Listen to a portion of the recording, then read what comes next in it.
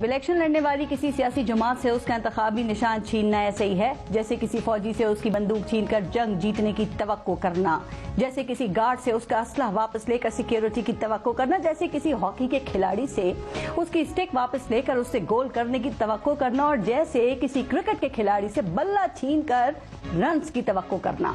Election commission कहने को तो इस गेम का थर्ड एम्पायर है, लेकिन कहा जा रहा है कि एक टीम के हाथ में उसका बल्ला देखना उसे गवारा ही नहीं। अब इस टीम को बल्ले के बगैर मैदान में उतारने के लिए एड़ी चोटी का जोर लगाया जा रहा है। बल्ले को इंतखाबी मैदान से आउट करने के लिए रोज नए से नया मंसूबा सामने आता है। बल्ला छीनने के लिए एक से दूसरी अदालत जाया जा रहा है। ऐसा लग रहा है जैसे बल्ला ही सारे फसाद की जड़ है। लगता है कि सब पे खौफ तारी है कि अगर बल्ला हुआ तो वो नहीं होंगे, इसलिए आइए पीटीआई से बल्ला छीनते हैं। लगता है कि पाकिस्तान के सारे मसाइल हल हो चुके हैं। इलेक्शन को शफाफ बनाने के लिए सारा बंदोबस्त किया जा चुका है।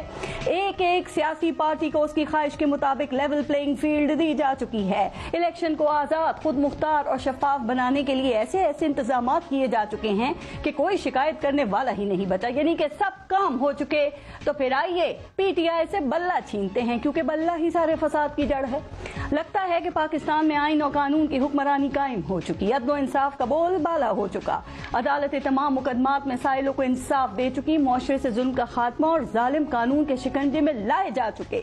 मुल्क से महंगाई का खात्मा हो चुका, मईशत चट्टान की तरह मजबूत हो चुकी, नौकरियां ज्यादा और काम करने वाले कम पड़ गए, यानी कि सबके सारे मसाइल हल हो गए हैं।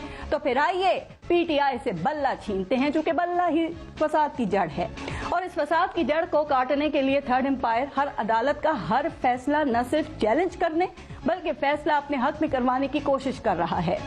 पेशावर हाई कोर्ट ने पीटीआई से बल्ला वापस लेने का फैसला किया तो पीटीआई अपना बल्ला वापस लेने के लिए सुप्रीम कोर्ट पहुंच गई।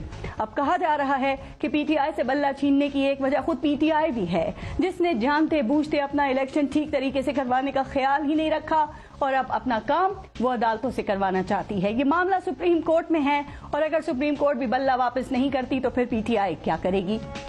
क्या वो प्लान बी के तहत किसी और पार्टी का निशान उधार लेके इलेक्शन लड़ेगी, या फिर सब लोग आजाद हैसियत में ही मैदान में उतरेंगे?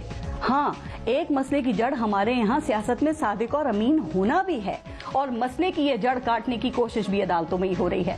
सुप्रीम कोर्ट में ताहियात नाअहली के केस की समाअतों के बाद फैसला महफूज किया जा चुका है, जो जल्द सुनाए जाने की तवक्को है। ताहियात नाअहली का कानून खत्म होने से मियां मोहम्मद नवाज शरीफ और जहांगीर तरीन प्लस हो जाएंगे। इसलिए पीटीआई के साथ साथ नून लीग को भी सुप्रीम कोर्ट से ही उम्मीद है। क्या सुप्रीम कोर्ट ये दोनों उम्मीदें पूरी